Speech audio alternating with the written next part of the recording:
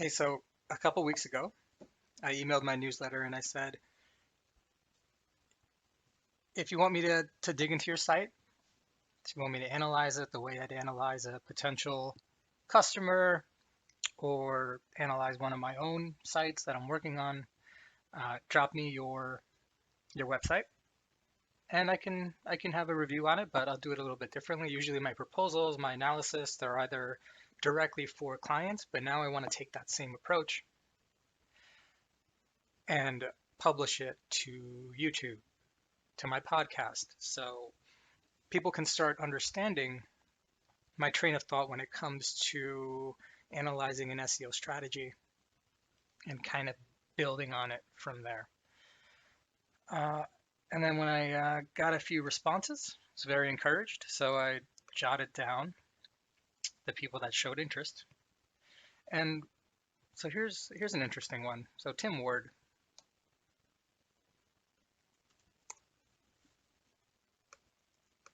responded. And I said, yeah, I'm shaking the cobwebs off my podcast. I haven't recorded an episode in 2 years. But now that we're planning some teardowns, who's willing to be a guinea pig and kind of get their marketing uh, reviewed, torn down, shared with everybody, but also just get some really cool insights on what they are doing good, what they might be doing better at, and then I'll try to put together like a long-term plan for them, and hopefully you can absorb it, think about it, take some parts of it, and I'm going to rinse and repeat this across many different sites. So I want you to listen, watch whatever you're doing to each one of these, and you're going to start seeing commonalities in approaches and differences in approaches depending on uh, the niche, the type of website, the type of keywords. There's a lot of nuance here. And it's really hard to package it all into one video, but by doing teardowns and adding that nuance granularly, I think it's going to really help you. And that's why I'm doing this. So Tim said he has Steel Snob. I like the name, Steel Snob. Here's the website. Very clean looking site. Invested in a logo, good color scheme, great fonts here. So right away you can tell this is not a run-of-the-mill kind of site that he just spun up. There's some detail here, and there's some expertise in website design. So I asked, okay, what about some keywords? And some of Tim's keywords are best hunting knife in the world, spring-assisted knives for sale, cold steel hunting knives with gut hook, best folding, how to clean rust out of your knives, can you take hunting knives on a plane, why do combat knives have a serrated spine? So already you can kind of tell that Tim's strategy here is one part direct response questions, how to remove nicks from a kitchen knife. Very specific query. It's going to have a very specific answer. And then I'm sure he's structuring his content in a certain way that goes after that answer, but we'll get into that. And then he's got commercial keywords. So he's doing top of funnel. He's doing some commercial keywords. And I'm sure he's doing some pillar posts that are like definitive guides. And then he also gave me SEO competitors. This is just to save me some time. No one knows this industry as good as Tim. So Tim knows that these people, Knife Center, Blade Ops, Knife Up, KnifeDen.coms, they're all .coms. These are the people who are doing well in his space, according to Tim. So when I get started with something like this, I like to just check the keywords real quick and where they're currently ranking, start to get my head around the site. You can use whatever rank tracker you have. I like to pop into Linkio, obviously, it's my tool. So Steel Snob is going to be a national site. Doesn't have any keywords in the domain. I'm going to say steal snob. Going to import backlinks from Ahrefs because that's going to be important. And then for the search engine, I'm assuming this is US based. So first thing I'll do is let's see where Tim's keywords are ranking.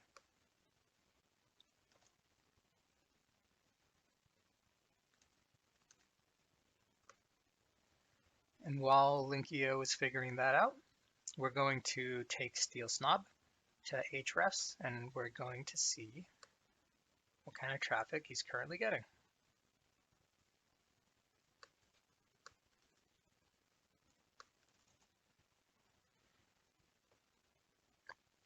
So I'm getting a few not top hundreds here. How to oil wooden handles on kitchen knives. That's coming up on page 1, the bottom of page 1. While that's running, if we run over to Ahrefs, we're going to see a big fat 0 for domain rank. 10 referring domains. Ahrefs is picking up very little traffic so far. So we can consider this, it's been around, it looks like it went from 0 referring domains to 35 referring domains in April of 2019. This is now October of 2020, so is that about a year and a half ago the site was launched? And then it's usually rare to just see a big pop like this, so it's worth inspecting what happened there. And now we see a lot of these backlinks have been lost over time. It popped at 35 to start, and then right now it's sitting at position 9. So if I was to guess, I'd say there probably isn't any active link building going on. Why don't we review his current backlinks, just see what we're dealing with here. So we have some blog commenting that Tim is doing. Let me just focus on the do follows, which there's 3 of. And we see Dailygram, Perfect Bite, .tech. Basically no backlinks, so that's okay if there's no backlinks. The way my thinking has evolved over the past, say, 4 years is I got started in this stuff 2012, right? And when I got started, I was using something called like spin rewriter. So I was like mad scientist mode. And spin rewriter was really cool because you could just take existing content, you could toss it into the text editor, click a button, and you have unique content. Google had no idea that this was terrible content. So you put it on a site, you build some links to it, crappy links, mind you. Like I was using spin rewriter, and then I don't know if this service is still around. It's called Fightback Networks. I don't even know if it's alive anymore. Yeah, but the way this worked is that it was like a shared PBN. So I had like 50 PBNs. Mary, Joe, and Joseph, they all had like 50, and then the tool would just let you cross post. So you'd be like building a lot of links, crappy content, and you'd end up ranking. And I mean, this stuff worked powerfully, very, very powerfully. So I had this website, and when I was using these tactics, we had like this SEO agency site. And if you're just listening to me, I'm showing you what the traffic stats were on Ahrefs. Here's back in 2015, okay? Just a few thousand in organic traffic, but this was highly, highly valuable traffic. So we had an agency site. It was like SEO in NJ, SEO in Los Angeles, and it was generating at its peak almost $60,000 a month worth of traffic, and averaged like in the 30s for a good year and a half. We were generating tons and tons of leads from this. And this is when we were first getting started, and we suddenly started getting in just an influx of interest. and our agency shot up to 6 figures a month from like it shot up from like 5K a month to 100K plus a month in just the span of like 5, 6 months. It was insane. But as Google started getting smarter, this website started losing traffic. At some point, I'm no longer associated with this website. Like if you're just listening to the podcast, it went from 50,000 organic, like $50,000 worth of traffic per month to like it's like at like $400 right now, and it was just a kind of a gradual decline over time. There were no efforts to try to revitalize this site, redo the content, redo the links, do a disavow. None of that. I left the business several years ago, so it hasn't been on my radar in a long time. But you can see the power of this kind of low quality stuff. Powerful, made you a ton of money, just didn't last. So how my methodologies have changed now, I believe there are 3 ways that you can generate good organic results, and you need to be doing at least 2 of them to maintain those results long term. There's creating amazing content. There is building quality links, and there is getting great user signals via traffic.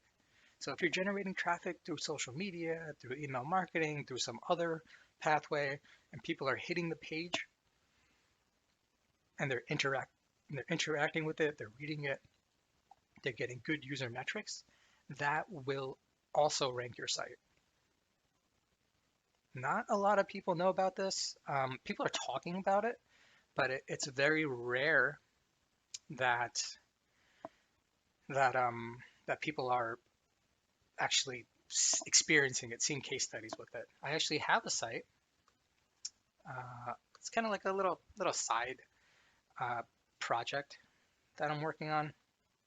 It's called Vow to Be Chic. This is actually an expired domain. So I purchased it last year, and it was a site that was doing rather well. And then the business went belly up, so I took it over. And for a year, it was dormant. And I've bought a lot of expired domains over the years, and it's actually pretty difficult to revitalize an expired domain. Even when you do, and when you put content back up there, typically the content like pops up for a little bit, and then the rankings start to degrade when Google's algorithm picks up that, hey, this is a repurposed domain, something is off here. However, with this site, my main strategy of the 3 I talked about was backlinks, traffic, content. The main strategy was traffic. This site gets tons and tons of traffic through some side stuff I'm doing, and I'm thinking about revealing how I get traffic on sites like this. I'm not going to do it in this video, but I'm thinking that's something that I can start to talk about and to reveal soon. But some of these results are very, very interesting. You can see we're getting good, expensive clicks here. The site itself is getting about $5,000 a month worth of organic clicks. And I haven't manually built a single link to it. I've built a system where the website generates links itself, quality links itself. I built a system where it gets traffic and shares itself, but I haven't gone in and looked at it and worked on it for a good year now. So it's just kind of like feeding itself. If you're interested in learning about how I did that, leave a comment, send me an email, do something, get me excited about sharing this stuff with you. And that could be enough to have me spend a few hours putting together some materials and templates around what I'm doing there. Let's go back to Steel Snob though. So Steel Snob mentioned a few competitors. So the next thing we need to do is figure out where these competitors are, how much authority they have, And are they truly the gold standard that Tim thinks that they are? Now that we've finished, we have, can you take hunting knives on a plane? Can you take hunting knives on a plane? Position number 6. Why do kitchen knives have holes? Position 28. If we look at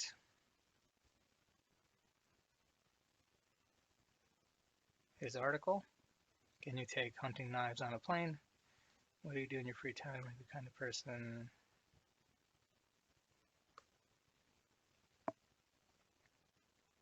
The question is, can you take, yeah. So this was a good opportunity to try to take a featured snippet. Wouldn't you say? Like, let's Google this term. Can you take hunting knives on a plane? TSA gives you the answer. You're probably not going to beat TSA ever for this featured snippet. But if you wanted to compete with TSA, this post is a question. This question deserves an answer. And this answer should be at the very top of the page. And then you can have a sentence here, have a paragraph here that convinces the person that there's more nuance to keep reading. But the best way to rank, and if you're on page 1, the best way to try to grab this snippet is to have a really good answer up top.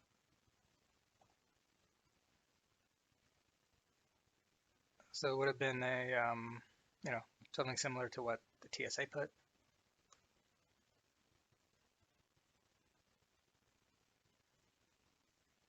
Versus how long do I have to scroll to get to the actual answer?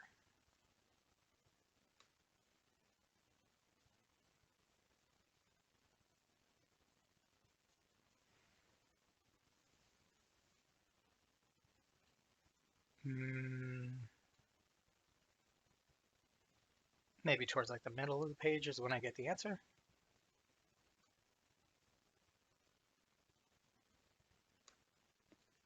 And which one of these are most interesting to analyze for us? Let's have a look at best hunting knife in the world is, it's not the most commercial thing. I like to research commercial keywords when I have the opportunity. In this case, I'd say it's cold steel hunting knives, possibly.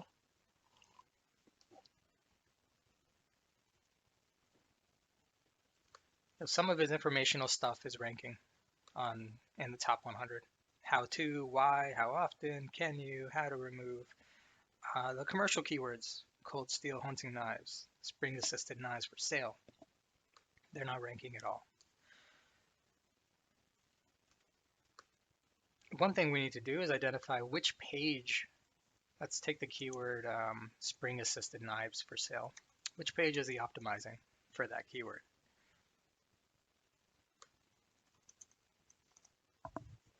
Well, the fact that I'm searching his site and I'm putting in the keyword that he's targeting and it's not showing up in Google as a match for any page, that shows me it's not particularly optimized for that keyword at all.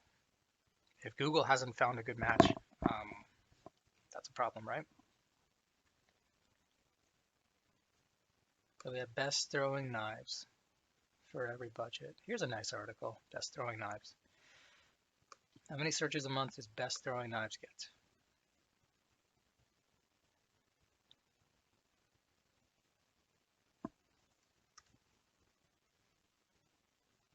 We can run that through Ahrefs, have a look.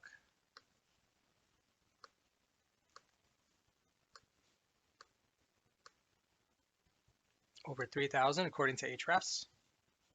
Let's see who is ranking towards the top. We have a mixture. Some high authority sites, DR72s, bestsurvival.org, 18, 59, 65. I'm looking at the domain rank of each of these domains that are ranking on page 1 for best throwing knives. We have a 72, an 18, a 59, a 65, a 6, a 33, a 0, a 23.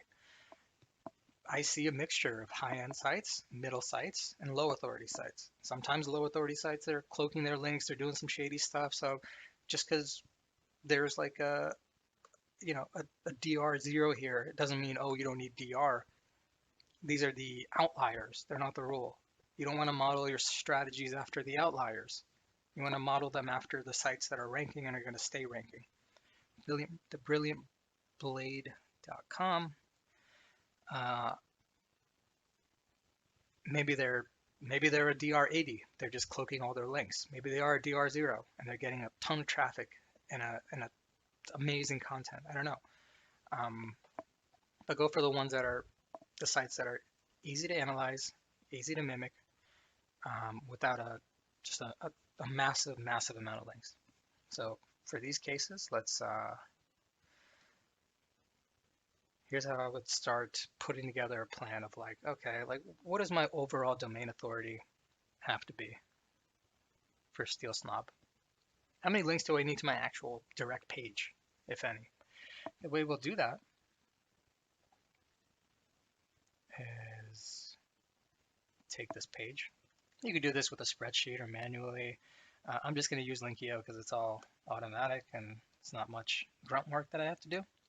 So I'm going to manually add that throwing knives page.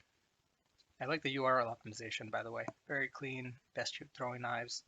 It's exactly what it is. And then on top of that, he's got the word 2020 in here, so he'll get some local searches. For every budget, that's not really a keyword. If there was some other keyword, like maybe you want to throw in a synonym for throwing knives, you don't always need to. Google's, I think double keywords in the title was more popular a few years ago, but it typically doesn't hurt to have that either. So we have best throwing knives. I'm going to mark this keyword also as best throwing knives.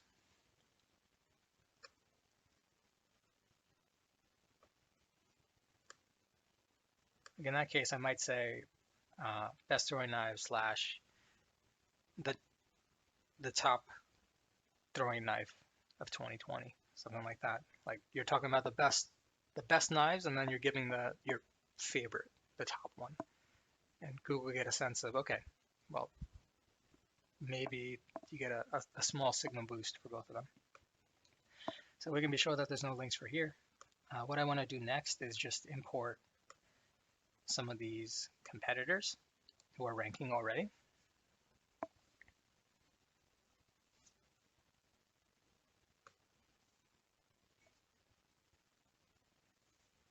So this should look familiar to you, similar to what Ahrefs pulled. We've got high consumption, best survival. Let's pull in all of these. Let's pull in all 10. Now, what's going to happen here is Linkio is just going to pull in all these backlinks. It's going to crawl them, and it's going to categorize their anchor text. But more importantly, you're going to get a sense of how many actual backlinks do these pages have, how many of them count. That's one part of the formula. There's a couple others. But this might take 30 minutes or so. So I think for this episode, we're just doing like the setup. Doing the setup of the analysis, and then when we come back in the next episode, we'll do the reveal on what the data shows. Now, one of the biggest problems that I run into whenever I'm talking to somebody, and if I talk to 100 people, and this is my experience probably 80% of the time, is there's this belief that you can just look at who's ranking on page 1.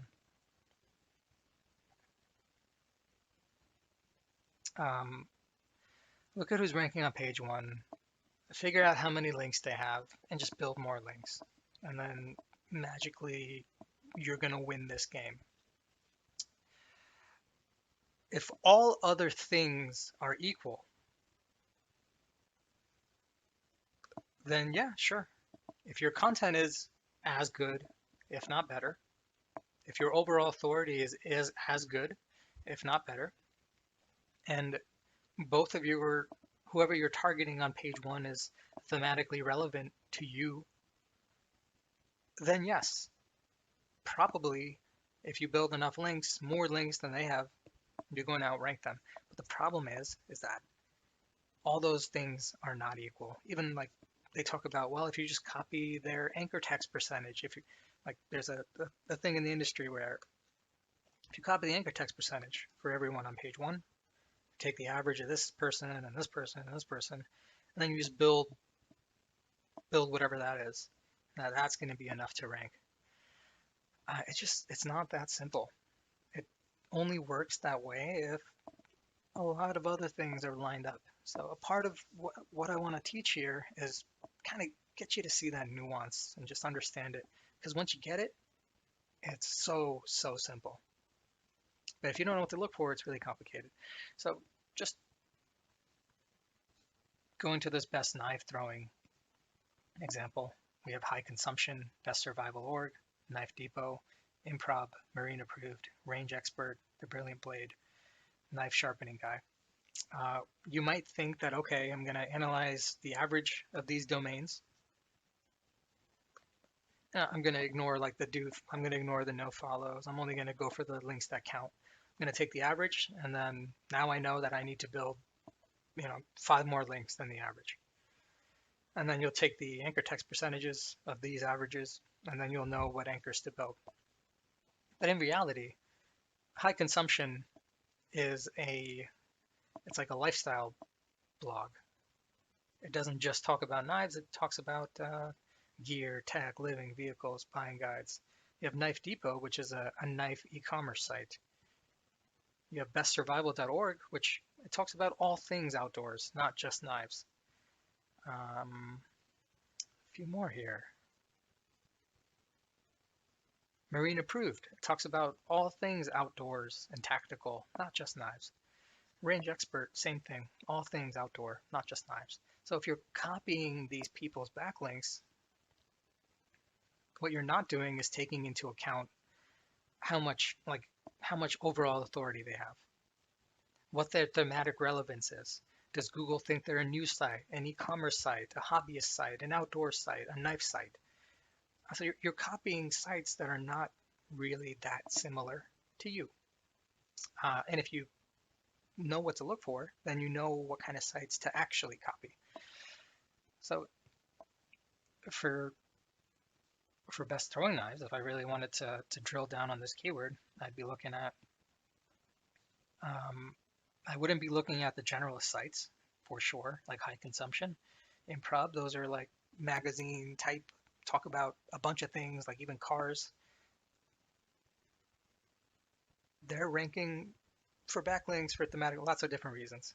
I might look at Knife Depot most closely, and then I might look at Knife Sharpening Guy a little closer, and then kind of get a sense of where bestsurvival.org, Marine Approved, Ranger Expert, because they're at least a little bit more specific.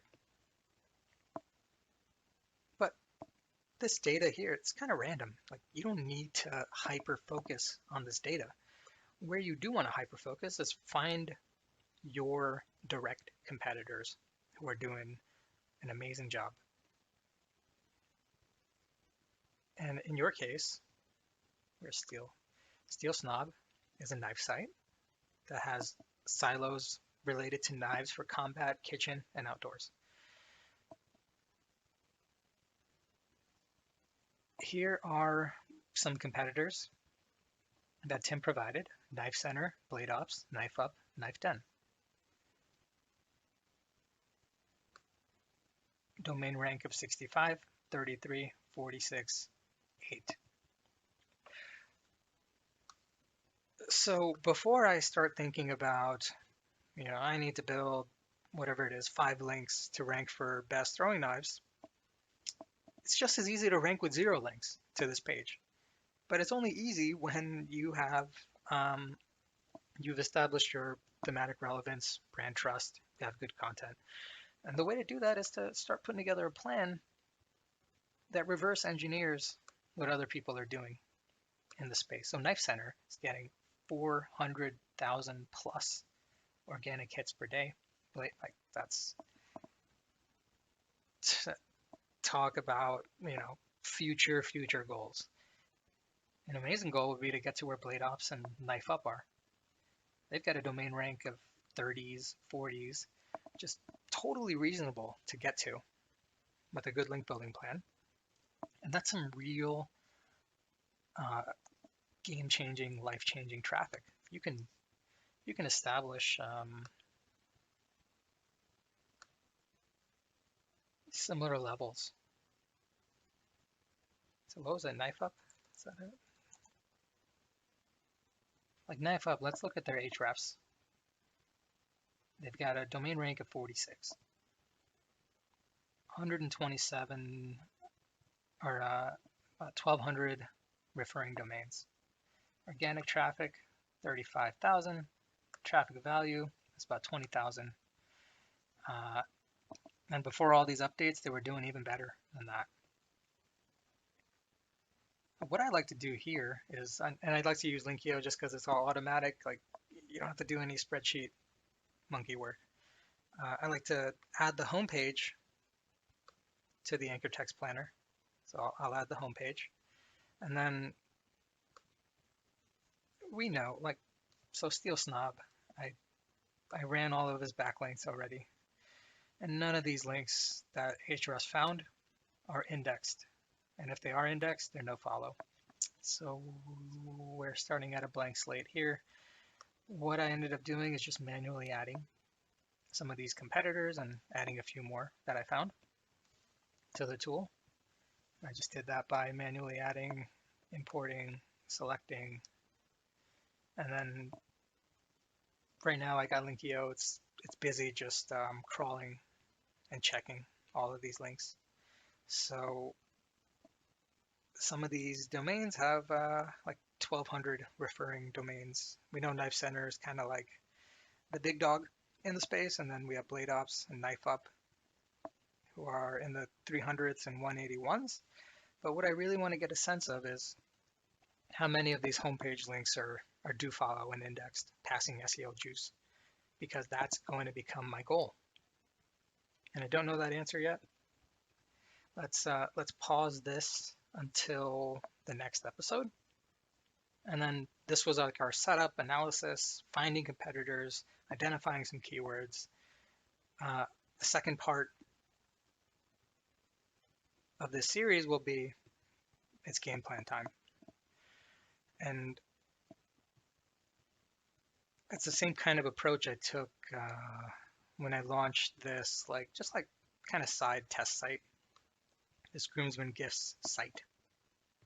I decided I want to play around in the e-commerce space. So here's this groomsmen gift site that I launched.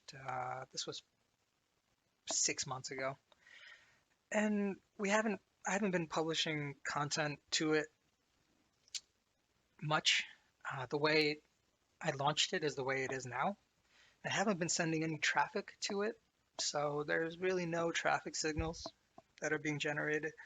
And I probably should, I just haven't gotten around to it. But what we have been doing is just building like 10, 15 links a month to this site, mostly to like local businesses in the wedding space, so relatively low authority sites, but it's consistent, and we've been getting consistent growth.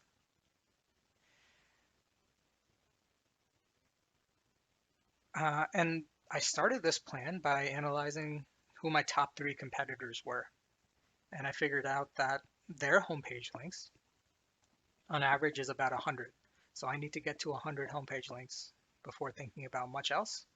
And that's what we've been doing over the past 6 months. I think we're like halfway there. I think we may be at like 60 or so.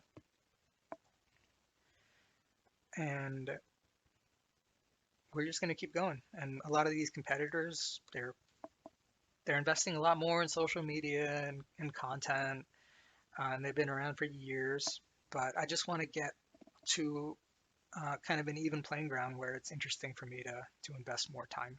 So for now, this is just a campaign. It's being fueled by some decent on-page, plus lots of consistent link building. You can see there's multiple ways to skin a cat. This other domain that I have, just kind of a domain I'm playing around with. This is an expired domain, so it already had tons of links. And we built a system where it generates traffic and it generates backlinks automatically. And I'll show you how that works at some future point. Remember, if you're interested in learning more about this one, leave a reply. Say you want to learn more about it, send me an email. There's enough interest, I'll start investing some time into it. In the meantime, we'll come back to Steel Snob in the next episode. Tim, I think you've been doing a great job on the content. I think it's time to start investing in some link building. And if it was my campaign in the next episode, I'll show you how I'll approach that.